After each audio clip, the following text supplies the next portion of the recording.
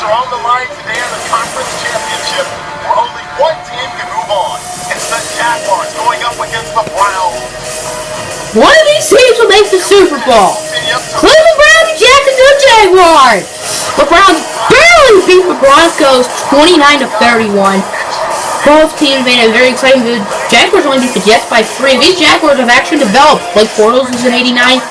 Alan Hearns, Allen Robinson, they've developed, and they have Aaron Ward, who won the AFC Best Wide Receiver this year. Miles Jackson has developed well. Jalen Ramsey has developed well.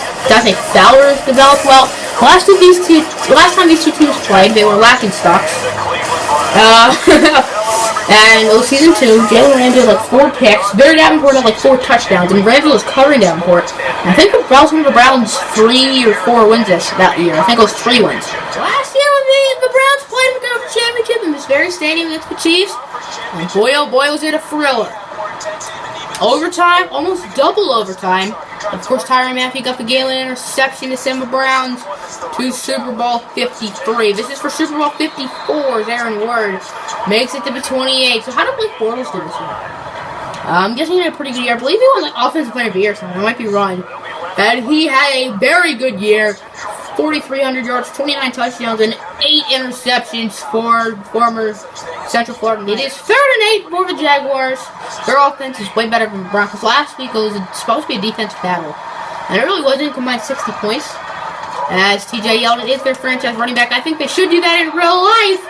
As I don't know who that was. I believe that was Alan Hearns. No, that was Aaron Ward. I thought Hearns was 87. Aaron Ward, he's going to have a really good game. Kind of funny story here. As you can see, the NFC Championship, Falcons and Cowboys, that would actually make sense in real life. And these two teams, this wouldn't make any sense in real life.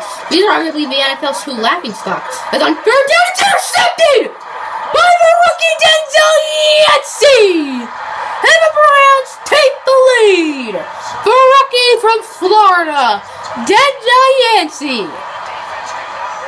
Who forced that pick? Was that Sideseek? Looked like it was Sideseek and Marvin Fulcher. More of Marvin Fulcher. What an excellent play by the Browns linebackers. It is 1st and 10 on the 31 for the Jacksonville Jaguars. What are they going to do? What's Bortles going to do? He will hand it off to Yeldon.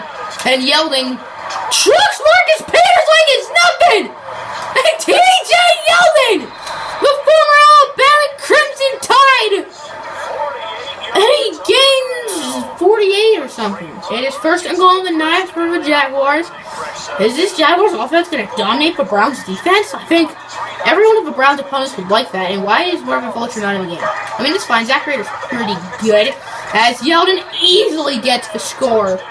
Man, is TJ Yeldon and the Jaguars offense going to dominate the Browns defense? Well, I don't know. Stay tuned to find out, kids. Blair Walsh is their kicker. Holding up L's. They're going to lose. I was looking at the roster. I was like, wow, they have a good team. Aaron Ward's a beast, but Blair Walsh, they're going to lose. Here's the Browns offense.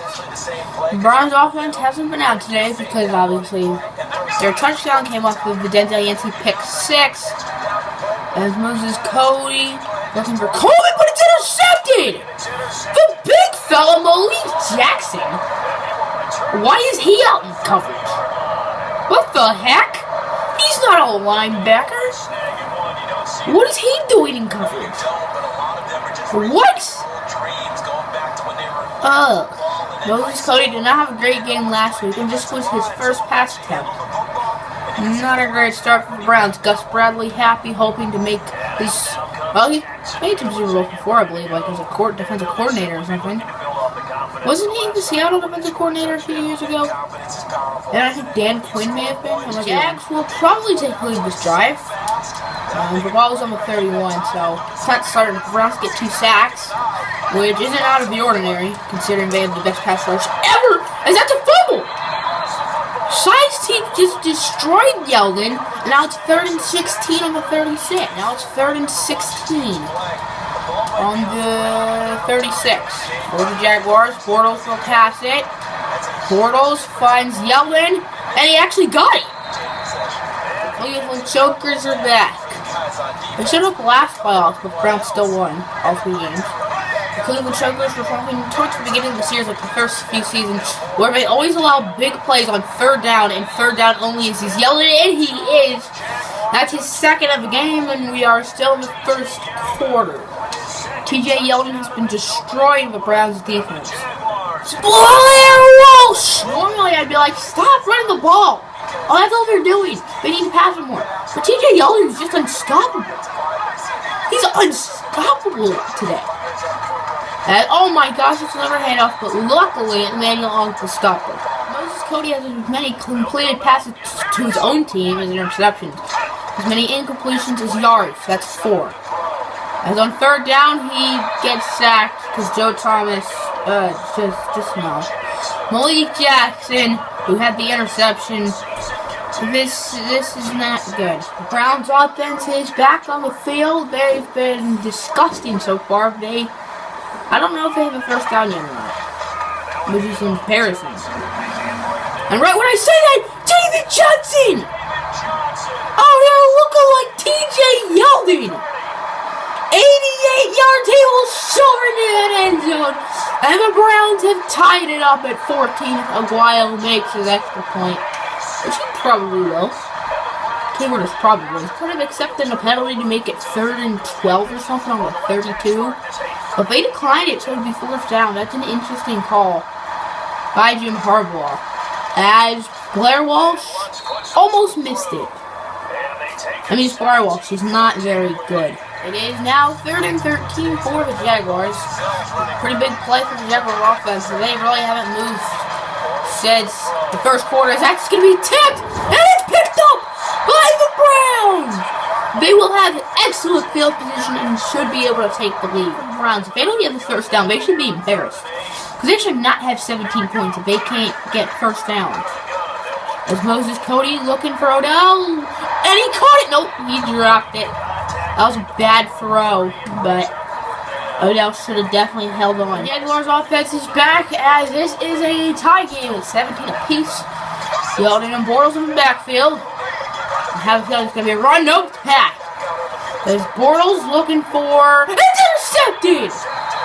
What a play by DJ Tubbs, and the Browns get the ball back, and they can easily take the lead. And goal on the 8th for the Browns. Moses Cody. And it's going to be a passing play. Cody looking for Odell Beckham again, but it's intercepted! By heck! Both teams have just not been good today. I think the Super Bowl should be the Falcons and Cowboys. Neither of these teams deserve it at all, honestly. The Jaguars are taking their sweet old time as both teams have been very sloppy today. It's just kind of been embarrassing for both teams. Too many turnovers. That's what happened last week with both teams. That was intercepted! That was an awful throw! What is this? Second left. This is for the lead. Little fun fact, the Browns have turned it over twice. The Jaguars have turned it over 4 times. We're not out of the first half yet. Berto Aguayo, the kick is up, and it is good! And the Browns will have a 3-point lead as halftime is here. Your score, Jaguars 17, Browns 20. But the score should honestly be 3-0. I mean, David Johnson and TJ Yeldon have been really good, but both passing games have been horrendous. Neither offense went very far in the first half, or their first drive of the second half. Sorry, that came out run. And there's Moses Cody looking for Barry Davenport, who caught it in coverage and he held on. For a nice first 10, the Buffalo Browns 2 midfield. It's 1st and 10 on the 50. Cody under pressure. He gets out of a sack. And he gets sacked! He still got sacked. It is 3rd and 16 of a 43 for the Cleveland Browns. Let's see if they can make a big play here on 3rd down. Or if the Jaguars defense will stop them as Moses Cody gets sacked again. This time it's Smith. It's 3rd and inches on the 30 for the Jaguars. Can they get the first down? Should be easy. It's just handed off to their fullback. That's what I'll do. They're probably going to run it somehow, and they will. No, it's a passing play! And Gabriel Andrews there with the sack, but it's going to be a roughing the passer penalty because you cannot sack the quarterback below the knees. So now the Jaguars have a first down. All the way to 45. 1st and 19 for the Jacksonville Jaguars. Don't see that very often. As Bortles, look at it, intercepted! Gabriel Ranch's Bortles' fourth interception. He should honestly be benched. And Aaron Ward got injured. Wow. The Browns offense is back on the field. They have good field position all the way to 39. Watch it be an interception. No, that doesn't look like a pick. That looks like clear sailing. Oh. Goes out of bounds. Berto way up for a 69-yard field goal. He kicked a 70-yarder earlier in the season. This would not be a record. The kick is up. And it is good. He just made it. This is a huge play. It's 3rd and 9 on the 26 for the Jaguars. Bortles finds Hunter. Did he get it? I don't think he did. He did not. Was that the bounty gate? I think that was the bounty gate. Yeah, I think it was. Are the Browns trying to pull off the bounty gate? Well, now the Jaguars have some nice field position. It's Fulcher! That's a clean sack. It's 3rd and 6 for the Jaguars. 5 minutes left in this game. Maybe the Jaguars can go for a field goal, but I think it definitely benefit them if they got the first down.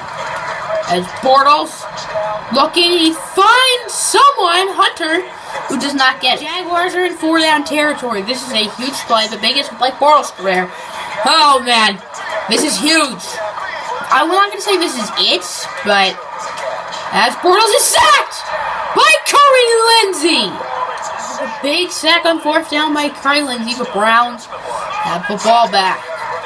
Moses Cody immediately brought down by Dante Fowler. 3rd and 19 on the 34. Moses Cody dealing with the Browns' backfield. Moses scrambling a little. He's looking down the field for Davenport. 1-on-1! And it's caught! Out of bounds.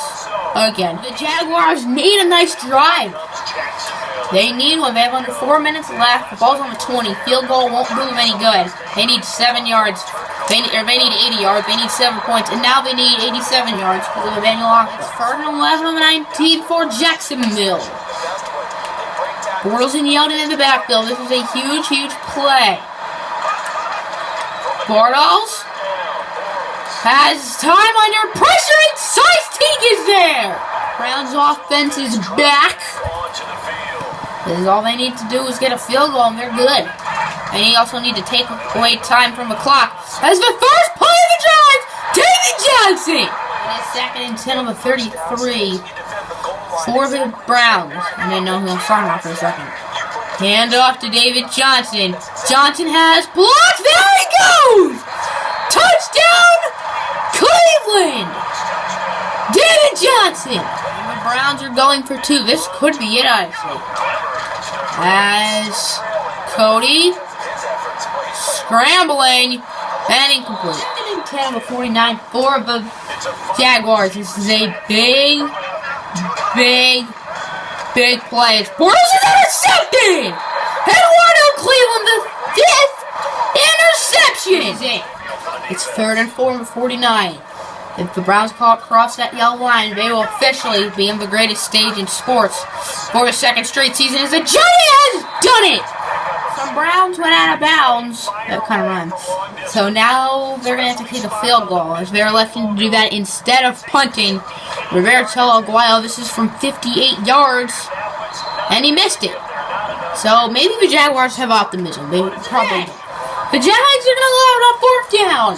I think the Browns would love to intercept Bortles for a 6th time. Just normally their pass rush puts up the same number, but today was their secondary. It's 10, and then Warner Cleveland with his 2nd of the game. And the Browns for the 2nd straight season are headed to the biggest stage in football. Well, they will play either the Falcons or the Cowboys. Just like last year's AFC Championship, the game ended in a Browns interception. Just last year's was way more dramatic. Next episode will be a Super Bowl preview. I leave the footage of it for last season, so that's why there wasn't a Super Bowl preview or recap. But I've learned my lesson now. So next episode will be the Super Bowl preview. Peace out, everybody.